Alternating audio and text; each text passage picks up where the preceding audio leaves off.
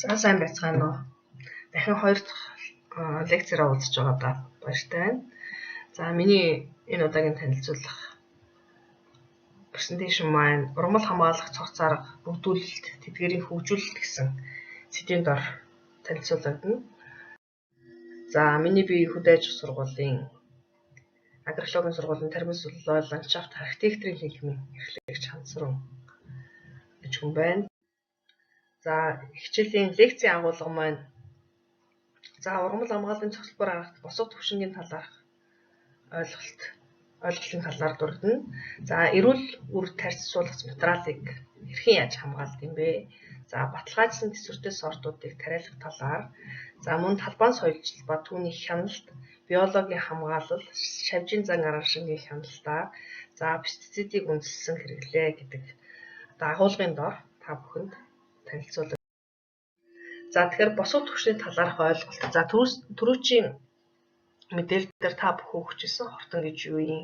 Эдийн засгийн босго гэж юу юм гэхээр эдийн засгийн босго гэдэг маань өөрөө тухайн одоо шавж маань эдийн засгийн босгоос давсан байгаа тохиолдолд хор хөнөөлт учруулдаг. Хэд их олширсноос болоод хор хөнөөлт учруулж талбайд нэгсэндээ уруутс галдах ийм тохиолдол бий болдогтой холбоотойгоор жишээлбэл улаан тасралтгүй улаанаар үргэлжилж байгаа зүйл бол хортны тооны хэвийн түвшин тасарсан шугамнаас дээшээ өгүүлэгдэж байгаа энэ өгүүлэмж бол нэгсэндээ хортны популяц хит их олширсноос хөнөөлт учруулах боломжтой гэж үздэг. За тэгээ энэ эдийн засгийн босгын түвшинг хэрхэн яаж тодорхойлоод босго давсан хортны тооны хэвийн түвшин хит хортны популяц хит давсан гэдгийг яаж ойлгох ёстой вэ гэдгийг харуулъя. За босго түвшингийн талаарх ойлголт маань эдийн засгийн босго түвшин гэж юу хэлдэг юм бэ гэхээр за хортон шавжийн нягтрал, хяналтын арга хэмжээг эхлүүлэх, хүн амын өсөлтөөс урьдчилан сэргийлэхийн эдгээр бүгдээрээ нийлээд эдийн засгийн босго түвшин байдаг юм байна. Хортон шавжийн нягтрал. За тэгэхээр эдийн засгийн гэмтлийн түвшин гэдэг нь юу гэхээр хортон шавжтай тэмцэх өртөг, хэдийн их хэмжээний хортон шавж гараад тэнд ямар хэмжээний зардал гарна уу төдий хэмжээгээр хортон шавжаас ураг залдах зардал хоёр бол хоорондоо тэнцүү байдаг. Тийм учраас их хэмжээний өртөг зардал буюу ураг залдаж байгаа учраас эдийн засгийн босго түвшин тухайн шавжийг барихын тулд бид урьдчилан сэргийлэх буюу урьдчилан ажиглалт хамгаалт гэдэг зүйлийг маш их сайн хийх ёстой. Жишээлбэл гарцсан зүйлийн хойноос хөөх биш урьдчилан сэргийлэхийн боломжтой зүйлүүд нь бол таны эдийн засгийн түвшин, гэмтлийн түвшин чинь гол нөлөөг тавьна гэж үзэх хэрэгтэй. За тэгээ босго түвшингийн талаарх ойлголт. За энэ дээр болохоор хортон шавжтай тэмцэх арга хэмжээг авсан ч эдийн засгийн өгөөж өгөхгүй. Жишээлбэл за тэр хоёр улаан зураасны дунд байгаа нь хортон шавжтай тэмцэх арга хэмжээ авсан тохиолдолд өгөөж нэмэгдэх болно. Жишээл улаан шугамнаас доошо байгаа тохиолдлуудад бол хэрвээ тэмцэх тохиолдолд бол танд бол ямарваа нэгэн ураг залдахгүйгээр урьдчилан сэргийлээд авах боломжтой. Хэрвээ босго түвшийг даваа явуулсан тохиолдолд бол хэдий их хэмжээгээр та хөрөнгө гаргаж тухайн хортон шавжтай тэмцсэн хэдий боловч эдийн засгийн ямарваа нэгэн одоо өгөөжтэй буюу эдийн засгийн үр ашигтай ажиллаж чадахгүй нэ гэсэн ойлголтыг ийм энгийн байдлаар харна. За тэгэхээр босго түвшингийн талаарх мэдээллийг та жишээлбэл эдийн засгийн босго гэдэг зүйлийг яаж тооцоолд юм бэ гэхээр шавжтай тэмцэн нийт одоо зарчилсан зардлыг ургацын зах зээлийн үнэлгээ тухайн одоо 1 кг ургацыг хэдэн төгрөгөөр зарж байгаа тэр зах зээлийн үнэлгээ чинь ургацаа тухайн хохирол хичнээн хэмжээний хохирол нийт талбайгийн хэдэн хувиас нь та хохироод байгаа юм. Тухайн шавжны профессионал бууралт нягтлалтын тоо гэмтэл гаргасан тоо чи ямар байгаа вэ гэдэг эдгээр үр журийг шавжтай тэмцсэн өртөгтэй хуваагаад үзэхээр эдийн засгийн босгын түвшин тооцоологддог. Хялбархан. За ийм аргаар тооцоолоод эдийн засгийн босго гэж юу яриад байна вэ гэдгийг ингэж хялбар ойлгох болно. За тэгээ түрүүн бас дурдсан байгаа. Ерөнхийдөө урмал хамгаалах хөндлөнгийн оролцоо шаардлагагүй хөндлөнгийн оролцоо шаардлагатай гэсэн ийм зүйлүүдээр ангиллагддаг. Тэгэхээр хөндлөнгийн оролцоо шаардлагагүй байгаа зүйлүүд нь хамгийн гол нь урьдчилан сэргийлэх буюу хамгаалах арга хэмжээ, дүн шинжилгээгээ, ажил судалгаагаа, онцлогоогоо зөв хийж чадаж нэг урмал ургалтын хугацааны хөгжлийн үе шаттай зөв ажил, зөв хөдөө аж ахуйн зохистой дадлаар тухайн тариаллыг тариалах юм бол хөндлөнгийн оролцоо шаардлагагүй ямарваа нэгэн үрдэх зардал гаргаж хийх ямар нэгэн бодисыг хэрэглэх боломжгүйгээр өөрөө хөндлөнгийн оролцоогүйгээр асуудлаа шийдэж болно гэсэн. За тэгэхээр хөндлөнгийн оролцоо 4-7 зарчим гэж. За энэ 7 зарчим чи өөрөө юу вэ гэхээр тухайн одоо химийн төрлийн одоо бодиснуудыг хэрэглэхээс биш аргагүйгээр за пестицидийн хэрэглээ хэд багассан, эсрэг стратегийг бол авсан хэдий боловч тухайн шавжийн бол популяц нэмэгдээд байгаа тохиолдолд янз бүрийн одоо химийн зүйл агыг бол хэрэглэх бас боломжтой. За тэр хэрэглэснийхаа дараа бид нар үнэлгээг бол хийх ёстой. Үнэлгээ хийнэ гэдэг нь болохоор 8 дугаар зарчим. Энэ болохоор бүх үйл явцыг үнэлэх шинэ стандартыг баталгаж өгөх төрөлсөн эдгээр зүйлүүд дээр бас ойлголтыг олгох хэрэгтэй юм аа. За энэ эрүүл үр тарьц хамгийн гол нь одоо зөв зохистой хэрэглээг бий болгох хийн тулд эрүүл үр тарьц суулгах материалыг тарих ёстой. За тэгээд ялангуяа хүнсний ногооны таримлуудыг бол ээлжийн тариалтын систем сэлгэс тариалах нь бол аливаа хортон шавьжил сэргийлэх хамгийн гол зарчим гэж үздэг. Тэгэхээр эрүүл үр тарьц суулгацыг хаанаас ямар чиглэлээр худалдаж авах вэ гэдэг. Бид нар дурын нэг хүний энэ айгуу сайн сорчуу, энэ айгуу сайн ургадаг гэдгээр амд амьдсан яриагаар биш, судалгаанд суурилагдсан, баталгаажсан, хөдөө аж ахуйн газар тариалан болов зохицуулалтын албаар сор сорилтын зөвлөөр баталгаажсан үр тарьц суулгацыг худалдаалж авч тариалах буюу тэдгээр нөөцөөс одоо үрийн нөөцөөс авч тариалах юм бол илүү эрүүл үр суулгацыг тариалах боломжтой. Эрүүл үр суулгацыг тариалахын тулд бид яах ёстой вэ? Ариутгах зайлшгүй шаардлагатай болдог. Энэ бол бас зохистой дадал. Зарим хүмүүс бол ариутгахгүй тариалж байгаа тохиолдлууд байдаг. За энэ тохиолдлууд нь юу гэхээр зохистой дадлын эрсдлийг зохистой аргын эрсдлүүдийг л нэмэгдүүлж байгааг нэг хэлбэр гэж ойлгох хэрэгтэй. Тэгэхээр энэ яриад байгаа зүйлүүд хит их өндөр хэмжээний мэт боловч яг амьдрал дээр чинь буугаах зөв өдөр тутам та бүхэн эдгээр зүйлүүдтэй тулж идэг гэдгийг та бүхэн ойлгоорой. За тэгээд таримтыг ээлжин тариалах нь тухайн таримд төрөлжсөн хөнөөлт организм хоол тэжээлийн хомсдолд оруулах замаар тоо хэмжээг нь бууруулдаг. Нэгсэндээ тухайн жишээлбэл үндэс үртэн ургамал тариалсан байгаа тохиолдолд үндэс үртэн дараагийн жил нь үр тарианы ургамал тариалсан байх тохиолдолд яадаг вэхээр өмнөх байсан үйлдэлсэн байгаа зүйлүүд нь тухайн таримлын үндэс үртний хортон шавж нь үр тарианаас идэх өөрчлөлт байхгүй учраас үлсгэлэнгийн байдлаар зарим зүйлүүд нь хөнөөлт организмууд бол устдах ийм чиглэлийн зүйлүүд дээр ээлжийн тариалтаар бол харагддаг. Тийм учраас ээлжийн тариалтыг ялангуяа төмс хүнсний ногооны ургамлууд, үр тарианы ургамлуудаар бол зөвлөдөг. За эрүүл үр тарьц суулгах материалыг хамгаалах гэдэг нь яг юу гэсэн үг гэхээр тарьц суулгацыг тариалахад дараах зүйлийг анхаарах шаардлагатай гэдэг зурган дээр та бүхэн харж байна. За тарихын өмнөх ариутгал хийн. Ариутгал хийж та бүхэн мэдж байгаа зөвлөн аргаар одоо хөдөө аж ахуйн бүтээгдэхүүний үр сортыг ариутгах ямар боломжтой зүйл вэ нөө? Энэ зүйл нь ариутгалтын шин чанарын зүйл нь бол агро технологийн хичээлүүдээр дараагийн хичээлүүдээр яригдах учраас та бүхэнд тодорхой байх гэж бодож байна. За суулгац нь хортон шавж өвчин илэрсэн шинж тэмдэггүй байна. За зөвшөөрөгдсөн бодисоор технологийн дагуу суулгацыг ариутгасан байна. Ялангуяа хилээр зөвлөгдөж орчиж байгаа зүйлүүд нь олон насны ургамлууд нь үндсээр зөвлөгдөж янз янзын өвчлөлтэй микро бичил биетнүүд орж ирдэг учраас энэ бол заавал ариутгаж тарих ёстой.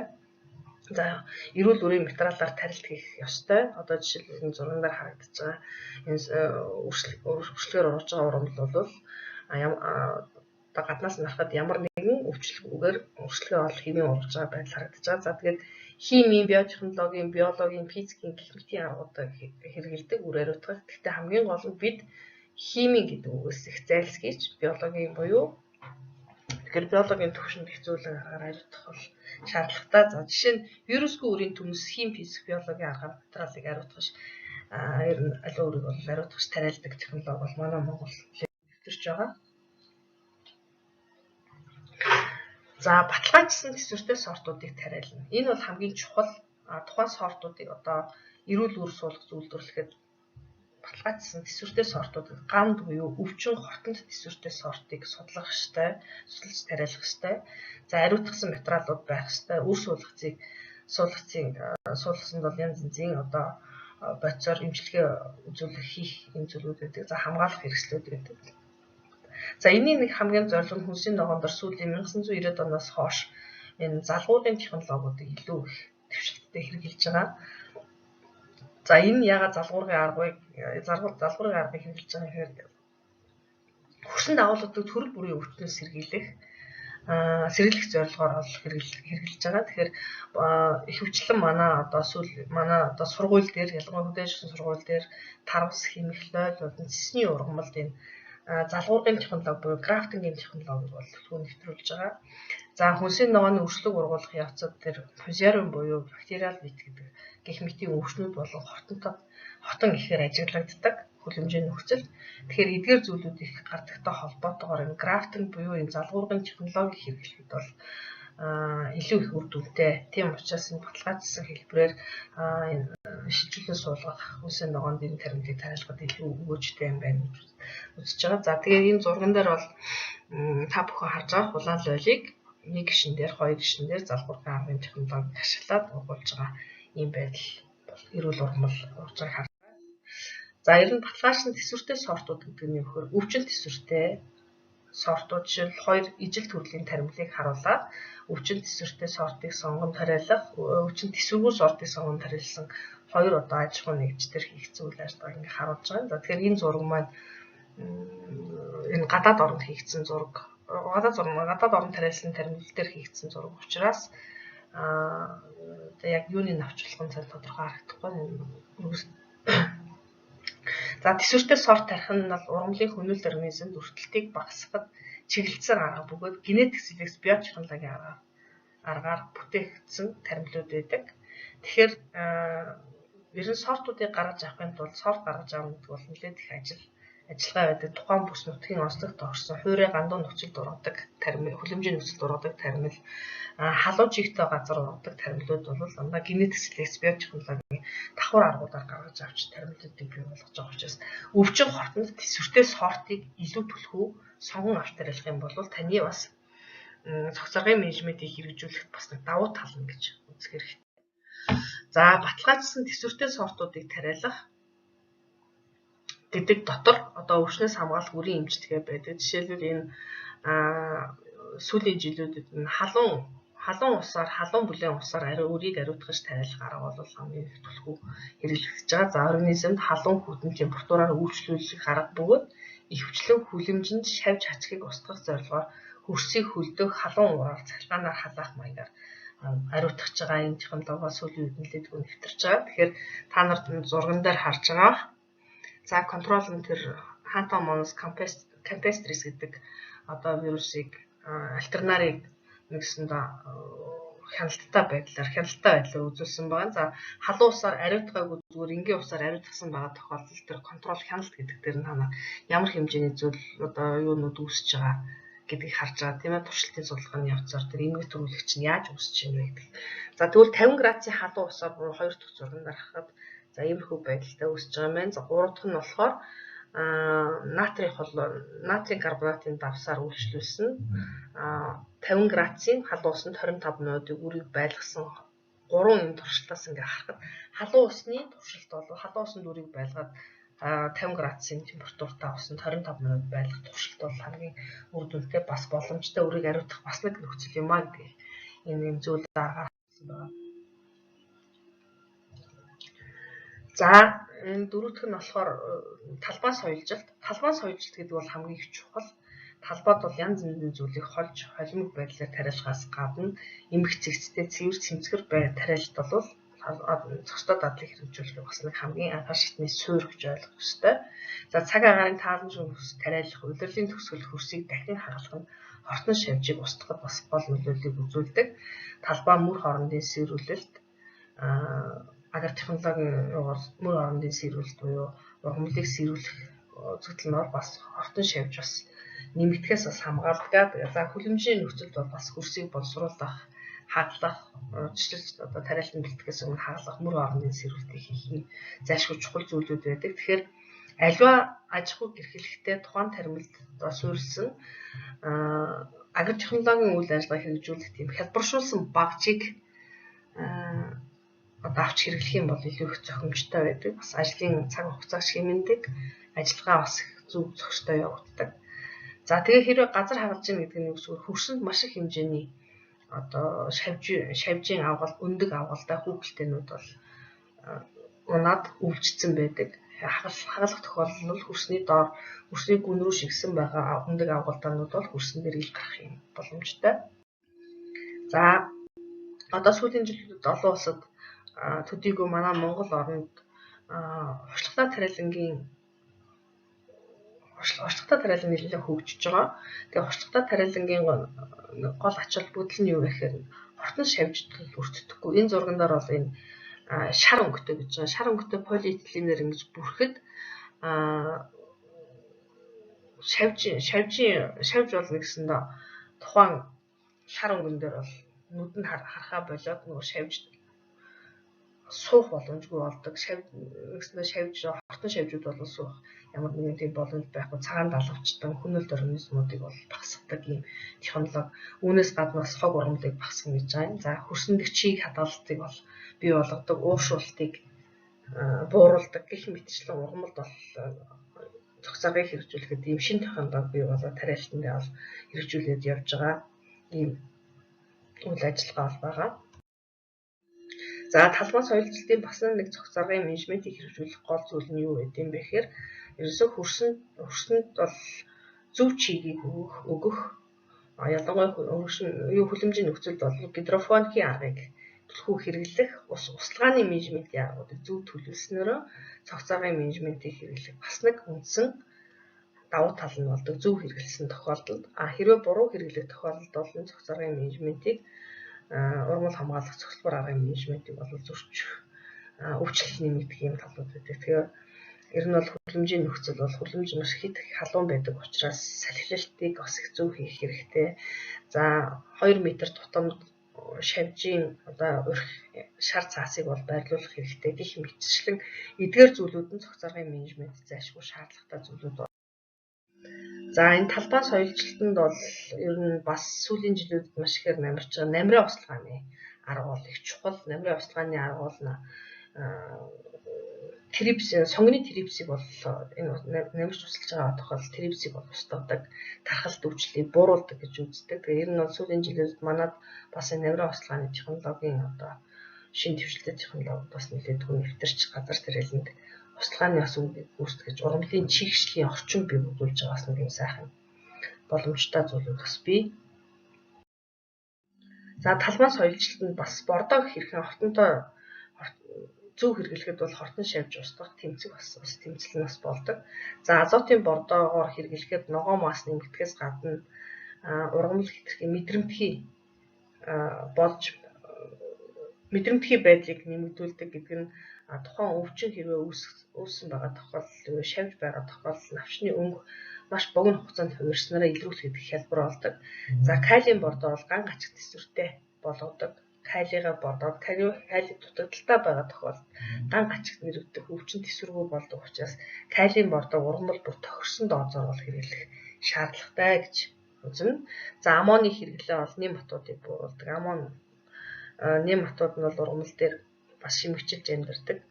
Тэгэхээр энэ аммоны хэрэглээ гэдэг нь болохоор зөв хэрэглээг бий болгосноороо янз янзын жижиг бичлүүдийг организмууд боловсруулах юм боломжтой юм байна.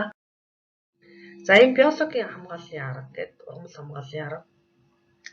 За хамгаалагч тармил нь бол энэ урхан ургамлууд жишээлбэл та бүхэн 2 дахь зурган дээр харж байгаа хөдөө аж сургуулийн агропаркт төмсний тариалан тойруулаад энэ одоо урх ургамлыг бол тарьсан байгаа. Тэгэхээр ангуучин хамгаалагч тармил орлуулан тарих нь бол ангуучин болоод тарьсан шавжийг дууддаг. Энэ шар цэцэг нь энэ ягаан цэцгнүүд бол шавжийг дуудана.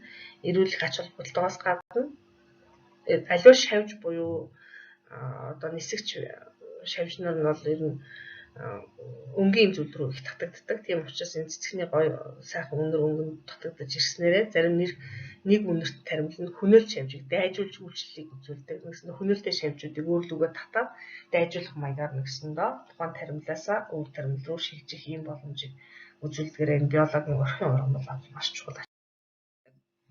За энэ биологийн хамгааллын аргаар бас мөн урхан ургамлуудыг ингээд тариалсан байгаа зүйлүүд. Энэ бол янз янзын бодис буюу бэлтгэлийг хэрэглэснээс илүү хамгийн хялбар биологийн аргын нэг үндэслэл юм. За биологийн хамгаалал гэж юу хэлдэг юм бэ гэхээр хүнэлт организмын хувьд тэдгээрийн дайсан болох ангуучин, шимэгч, антогенист өвчин үүсгэж организм дарангуйлалаар тоо толгой зохицуулагдсан ямар тодорхой түвшинд хязгаарлагдсан оршиж байдаг. За энийг бол биологийн хамгаалал гэж нэрлэдэг. За биологийн хамгаалал ашигтай буюу ангуучин шавжид бол цох ордог. За 7 толготой цох нь бол цох гэж байна. Мөн шаргал нүдэн бол нэгсэндээ ангуучин шавж. За байгалийн хяналт зохицуулалт хэмээн нэрлэдэг бөгөөд харин энэ хүнэлт организмын тоо хэмжээг тодорхой түвшинд бууруулж байвал биологийн хамгаалал гэж нэрлэгдэн хэрэглэгддэг гэдэг ингээд энэ шавжуудыг ашигтай шавжууд. Жишээл эхний зурган дээр бол та хүн байгалийн дэс нь шавжаа идэж нэгсэндээ хөнөөлийг нь ургамал дээр хөнөөж байгаа шавжийг идэж нэгсэндээ нэг идэж байгаа юм симбиоз байдалтай байгаа шавжийг харж байна. За биологийн хамгаалал дотор энэ жишээлбэл эдгээр зүйлүүд маань байгалийн биологийн хамгаалалаар биопестицид, биофунгицид болгож ашигладаг бактериудыг устгах зориулагдсан, нянгуудыг устгах зориулагдсан юм зүйлүүд байдаг. Тэгэхээр эдгээр зүйлүүд нь ургамлыг ариутгаж ашигласнараа бол тодорхой хэмжээний эрсдлийг олборуулах зөрчилтэй. За биологийн хамгаалал дотор өнгийн урах, цагтгаан урах, ферменойн урах зэргийг хэрэглэдэг. За ер нь бол шавжийн зан аргашин бол ягаад шавжийн зан аргашин гэсэн гэхээр аливаа амьд бодгаал эмчин мэдээж зан аргаштай байж таарна. Өнгөрөө хит их тод өнгөрөө бол шавжууд их татагддаг. Тэр инстинктийг ашиглаад наалдуулагч урахыг нэгсэндээ цавд үргэсэн шар цаасыг өлгснөөрөө шавжууд өөрөө өнгөнд дурлаж ирж наалддаг.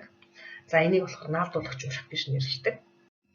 За зөвхөн шар өнгөтэй байгаа зогсохгүй наалдуулагч урах маань өөрөө цэнхэр өнгөтэй ч байж болдог. Цэнхэр өнгөтэй тод өнгөтэй байх тусмаа шавж өөрөө илүү их татагддаг. За энэ саяхан бол механик байсан. Одоо энэ бол гэрлэн баригч. За энэ шавжийн бас зан аргашин шөнийн цагт бол зарим одоо шавжууд гэрэл рүү бас тэмүүлж нэгсэндээ шавж баригчид бол нэгсэндээ шавж баригчийг тойрч яснаар бол гэрлийн нөлөөгөөр бол бас шавжийг татаж урхтаж бас болдог. За ийм аргууд бол бий. За пестицидийн үндэслэн хэрэглээ гэдэг нь химийн хамгаалал. За энэ бол хамгийн сүүлд ярих ёстой арга хэмжээ. За эдгээр өмнө дурсан зүйлүүдийг хэлж хэрэглэсний дараагаар бүр нөгөө эдийн засгийн босго давсан байгаа тохиолдолд химийн хамгаалал гэдэг зүйлийг бол ярих хэрэгтэй байдаг. За тэгэхээр химийн пестицид гэдэг нь гэж юу хэлдэг юм бэ гэхээр химийн хамгаалалт, химийн гаралтай ургамал хамгааллын бэлтгэл болох пестицидийг хэрэглэдэг хөдөө аж ахуйн тармил ургамал түүний бүтээгдэхүүнд хөнөөл учруулагч, ховтон шавж, ургамлын өвчин, хог ургамал мөн бусад хөнөөлт организмтай тэмцэхэд хэрэглэгдэх химийн синтетик бэлтгэмжийг химийн пестицид гэж нэрлэдэг. Химийн нэгсэндээ тийм нийлмэл байдалтай зүйлийг л химийн пестицид гэж нэрлэдэг юм байна. За пестицид гэсэн нэрийн томьёол нь латин нэрээр хөнөөлт организмыг устгах гэсэн утгатай гэсэн ийм юм байна. За пестицидийн тухай ойлголт бол хүн амьтан өвчин дамжуулагчид үйлдвэрлэл, дахин боловсруулалт, хадгалалт, хүнс хөдөө аж ахуй, бараа бүтээгдэхүүнийг тээвэрлэх, зах зээлд гаргах, модон бүтээгдэхүүн, малын тэжээл эсвэл амьтны дотор гадны биеийн дэх шимэгчдээс урьдчилан сэргийлэх, устгах, тэмцэх зорилгоор хэрэглэж буй бодисын холимгийг пестицид гэж хэлдэг. За пестицидийн ангиллаар нь болохоор хэрэглэх залтуудаар нь болохоор акарицид гэдэг нь ачигтай тэмцэх, бактерицид гэдэг нь нингийн гаралтай өвчин, за гербицид гэдэг бодис нь болохоор хог ургамалтай, инсектицид гэдэг нь болохоор шавжтай тэмцдэг, за родонцид гэдэг мэрэгч амьтантай, фунгицид болохоор мөөгөнцрийн гаралтай, за тэгээд үр ариутгаж бас химийн гаралтай бодисууд байдгаар ингэж хэлсэн байна. За пестицидийн хэрэглээг бууруулахын тулд яах ёстой гэхээр ер нь пестицидийг хэрэглэхгүй байх талбай хэрэглэхгүй байх шаардлагатай. Бууруулахын тулд эрүүл тармил ашигтай ургац авах, агар техникийн зөв аргыг хэрэглэх хэрэгтэй.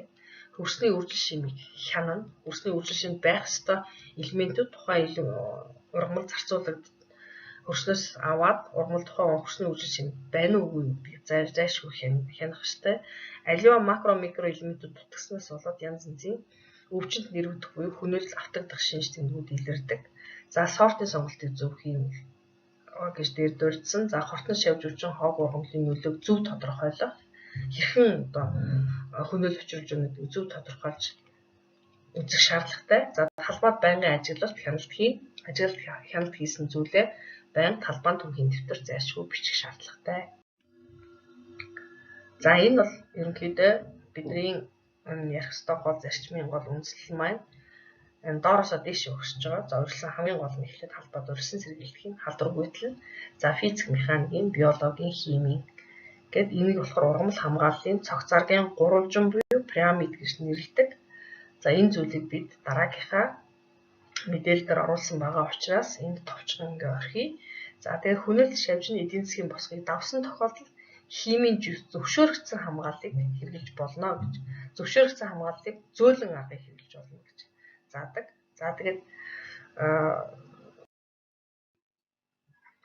за ингээд энэ удаагийн та бүхэн танилцуулах мэдээлэл маань дуслаа. Та бүхнийг анхаарлаа хандуулсанд баярлалаа. Ер нь ургамал хамгаалал гэдэг маань, ургамал хамгааллын цогц зарга гэдэг маань хөдөө аж ахуйн зохистой дадлыг зөв хэрэглэх, зөв нэвтрүүлснээрээ аливаа хор хөнөөлөл хортон шавжид өртөхгүйгээр таримлыг зөв эрүүл ургуулах боломжтой гэдгийг та бүхэнд хэлье. Та бүхэнд баярлалаа.